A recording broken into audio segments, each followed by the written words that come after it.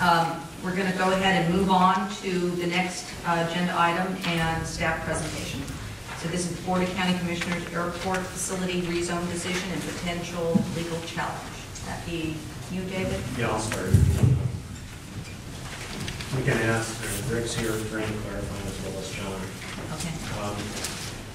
At your direction, Mayor, we were asked to look into this and then also discuss this meeting because our legal counsel advised us that procedurally we should file a LUPA appeal action in Superior Court to basically protect the city's interests, that if it is found that if we were to take in a general appeal to the Both Hearings Board, there are different filing deadlines, and what they felt was necessary was to cover all the bases, was to first file on the LUPA, because that's 21 days, and then the general appeal is considerably longer.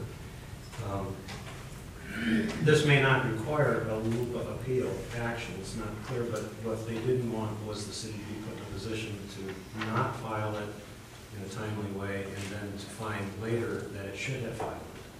So they advised us that if the council was the intent on appeal, then we would first file a LUPA action, and then we would then concurrently at a later date file your general appeal. But the idea was that if we were to do it, we would have to do it by the January 5th deadline for the LUPA action.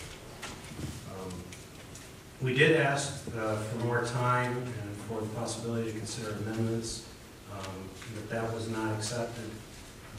We did work in very good faith with the county administrator and the port administrator to try to come to some consensus to bring a recommendation forward, but there was, we just couldn't come to agreement on the language to address the issue of the city's concerns. I think that is the most difficult thing to explain in terms of what are the city concerns, and for people to accept that there are legitimate concerns. We feel also there were some procedural flaws in the process that support an appeal of a decision.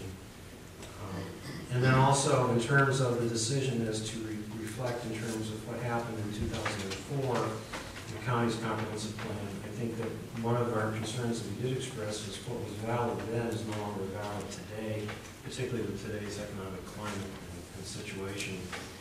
In some respects, the whole economic development climate's been rewritten as a community in general, not only for the city, but the county and the port are going to have to really rethink our whole process because the private sector is rethinking that process as well, and we have to keep pace with that. The issue that we originally brought up was our concern was that we did not really engage in a lot of active discussion prior to this action, was since the 2004 there was intent to really finalize an ongoing project between the city, the county, and the port, and at that time the economic development group. However, with the sort of the demise of the economic development group at the time and their director leaving, the efforts that were underway kind of lay dormant, and then also was to be completed. There was another phase to that, which was what I call kind of a market strategy assessment. It was not only just to look at how much land we need, but what types of businesses will work here, and what are our strengths, and what are our weaknesses, and what do we need to work on those. And I think that if we looked at it to be kind of a holistic approach for both to get us finally on one page. However, that effort was never completed. The funding for it was pulled because of inactivity by the state and because of sort of this vacuum that never got done. And that was one of our concerns, is that we felt, well, before we go forward with any independent effort, we really need to finish what we started to make sure that because it was one independent action, is it going to compromise the greater picture that we might all want to see. And the idea is if you have one opportunity, you have one opportunity. Two, you have two, but you might have also a third opportunity created by the two if you don't have them together and to compare. So that was the primary concern. There was other concerns as well that we felt were legitimate. However, the broadest and biggest concern was this lack of coordinated economic development strategy for the county. to continue on and not to taint that process by putting this in place prematurely before we've actually completed all our efforts to unify and come up with a program that we all agree with and we all move forward. So the problem that we face now is the only way that we can effectively change the language would be either through some mediated resolution, but to get to that has to go through the filing of preceded by a LUPA action to get into the legal system to open up the door and an avenue for mitigated solutions. As we covered in the memo, that has been a process the board has used twice, not once, but twice, once at the county level, but also at the city level, where they brought an action against both the county and the city independently, and then out of each was a negotiated resolution.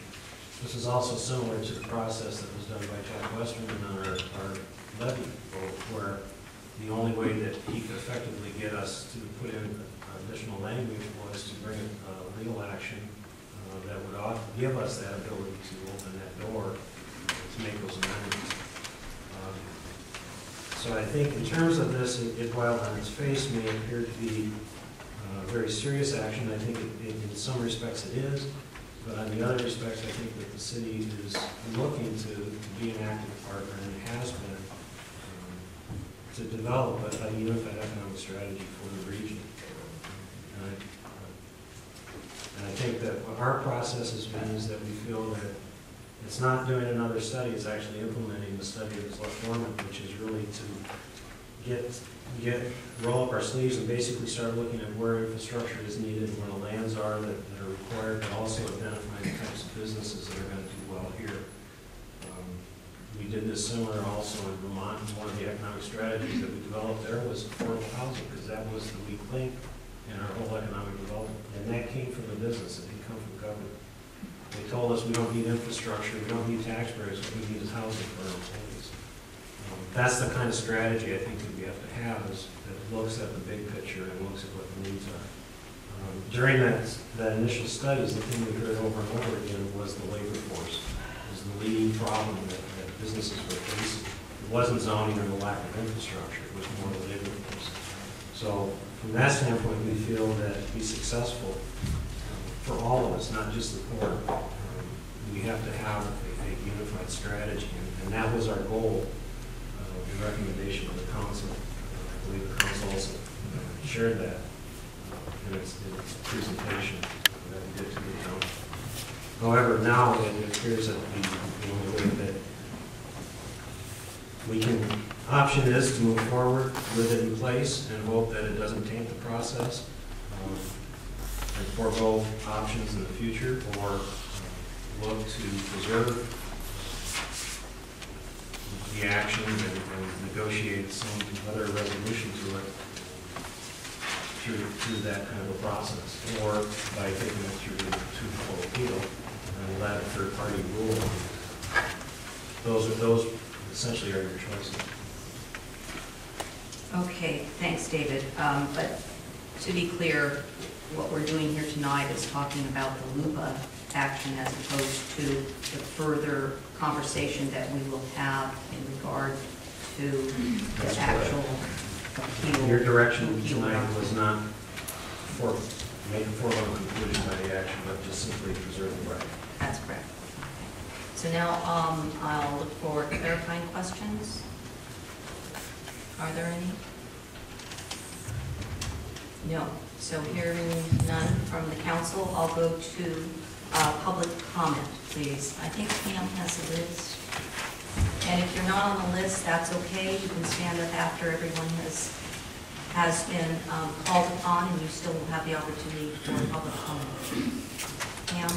Okay, and yeah, we'll go down the list, and for those of you who haven't been here before, our rules provide for 3 minutes total of public comment from each speaker, and when you get to 2 minutes and 30 seconds, I'll give you a little warning bell, and you'll have 30 seconds to finish up. The time will show on the screen. Okay, Craig Durgan.